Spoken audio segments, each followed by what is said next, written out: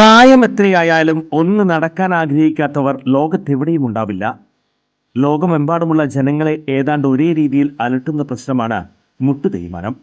45 കഴിഞ്ഞവർക്ക് മുട്ടുതേയ്മാനം കണ്ടുവരുന്നുണ്ട്. മുട്ടുതേയ്മാനം സംഭവിച്ചവർ മുട്ടുമടക്കാൻ പോലും കഴിയാതെ വീടിനുള്ളിൽ ഒതുങ്ങിക്കൂടേണ്ടി വരുന്ന അവസ്ഥയാകും. അത്തരം രോഗികളുടെ ജീവിതം തന്നെ മാറുന്ന വിധത്തിൽ നൂതന സാങ്കേതിക വിദ്യ ഉപയോഗിച്ചുള്ള ശസ്ത്രക്രിയ പ്രചാരം നേടിക്കഴിഞ്ഞു. കൃത്രിമ മുട്ട് മാറ്റിവെക്കുന്നതിനായി സാങ്കേതിക വിദ്യ സ്വന്തം പരീക്ഷണാടിസ്ഥാനത്തിൽ കണ്ടെത്തുകയും അതിൽ വിജയം കാണുകയും ചെയ്ത വ്യക്തിയാണ് ഡോക്ടർ പ്രേംകുമാർ. വടക്കാഞ്ചേരിയിലെ മാക്സ് കെയർ ഹോസ്പിറ്റലിലാണ് ഡോക്ടർ സർവീസ്. ഇവരുടെ ഈ സേവനം എന്നെ കേൾക്കുന്ന നിങ്ങൾക്ക് ആർക്കെങ്കിലും ആവശ്യമുണ്ടെങ്കിൽ ഡോക്ടറെ കോൺടാക്ട് ചെയ്യണം. അങ്ങനെ നിങ്ങളുടെ ബുദ്ധിമുട്ടുകൾ മാറ്റട്ടെ. ഞാൻ എൻ്റെ ജീവിതത്തിൽ എത്ര ചിന്തിക്കാറുള്ളൂ. ഞാൻ കാരണം ഒരു മനുഷ്യന്റെ ബുദ്ധിമുട്ടുകൾ മാറ്റാൻ പറ്റിയാൽ, എല്ലാ ബുദ്ധിമുട്ടും അവരുടെ മാറ്റാൻ നമുക്ക് പറ്റില്ല, ഒരു ബുദ്ധിമുട്ടെങ്കിലും മാറ്റാതെ രണ്ടെണ്ണം മാറ്റല്ലേ, രണ്ട് ബുദ്ധിമുട്ട് മാറ്റാം കേട്ടാ. കാലിന്റെ മുട്ടിന്റെ ബുദ്ധിമുട്ട് അത് നമ്മൾ മാറ്റി തരും. ചുരുക്കി പറഞ്ഞാൽ ഈ വടക്കാഞ്ചേരിക്കാരൻ ഡോക്ടർ പ്രേംകുമാറിന് മുന്നിൽ മുട്ടുമടക്കാത്തവർ ആരും ഉണ്ടാകില്ല.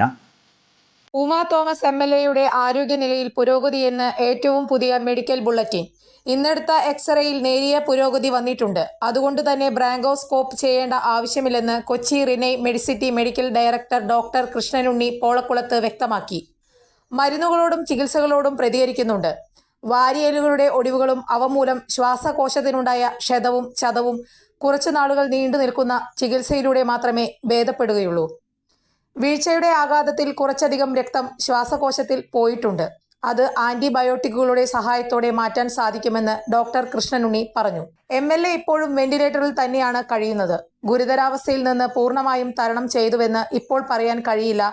വെന്റിലേറ്ററിൽ നിന്ന് മാറ്റി 24 മണിക്കൂറിന് ശേഷം മാത്രമേ അക്കാര്യത്തിൽ ഒരു വ്യക്തത ഉണ്ടാവുകയുള്ളൂ. പൂർണ്ണ ബോധാവസ്ഥയിലല്ല.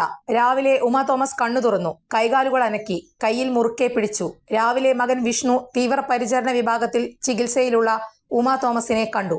ഉമാ തോമസിനെ കണ്ട ശേഷം മകനാണ് അമ്മ കണ്ണു തുറന്നുവെന്നും കൈകാലുകൾ അനക്കിയെന്നും പറഞ്ഞത്. ശ്വാസകോശത്തിലെ അണുബാധ ഒഴിവാക്കാനുള്ള ചികിത്സകളാണ് ഇപ്പോൾ ചെയ്യുന്നത്. നിലവിൽ അണുബാധ കുറവാണ്. എന്നാൽ ന്യൂമോണിയ വരാതെ നോക്കേണ്ടതുണ്ട്. പതുക്കെ വെന്റിലേറ്ററിൽ നിന്ന് മാറ്റാനുള്ള ശ്രമങ്ങൾ നടത്തും. ലഭ്യമായ മെഡിക്കൽ റിപ്പോർട്ടുകളിൽ കുഴപ്പമില്ലാത്ത അവസ്ഥയാണ്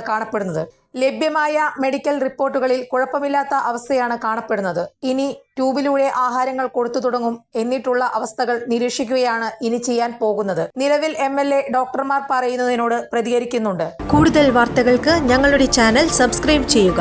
ഫേസ്ബുക്ക് ഫോളോ അപ്പ് ചെയ്യുക. വാർത്തകൾ വേഗത്തിലറിയാൻ Anytime News.